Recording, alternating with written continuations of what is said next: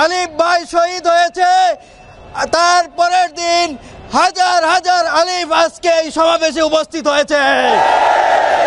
উদীয়মান অ্যাডভোকেট শহীদ সাইফুল ইসলাম আলিফ ভাইকে তারা ইসকনের ব্যানারে হত্যা করেছে।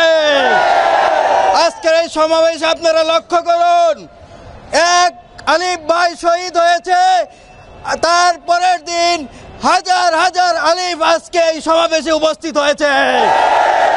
আজকের এই সমাবেশ থেকে আমরা বলতে চাই, যেই ময়দানে শহীদ আবু সাইদের উত্তরসূরিরা আছে, যেই ময়দানে শহীদ ওয়াসিমের উত্তরসূরিরা আছে, যে ময়দানে শহীদ আলী রায়হানের উত্তরসূরিরা আছে, সেই ময়দানে কোন ষড়যন্ত্রকারীদের ষড়যন্ত্র বাস্তবায়ন হবে না। একদল উগ্রবাদ সন্ত্রাস এদেশে সাইফুল ভাইকে হত্যা করেছে। আমরা বলতে চাই, তার এত সাহস কোথায় পায়?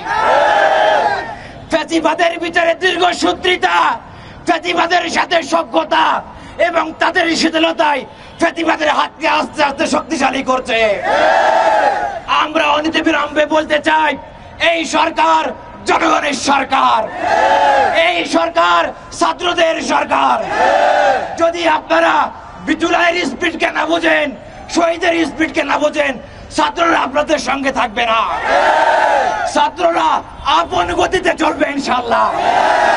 আমরা বলতে চাই, অনতিবিলম্বে যারা সাম্প্রদায়িক দাঙ্গা তৈরি করছে এদেরকে গ্রেফতার করে দৃষ্টান্তমূলক শাস্তির ব্যবস্থা করতে হবে। যারা শিক্ষা প্রতিষ্ঠান নৈরাজ্য করছেন, আমরা আপনাদের পরিচয় জানি, আপনারা কারা।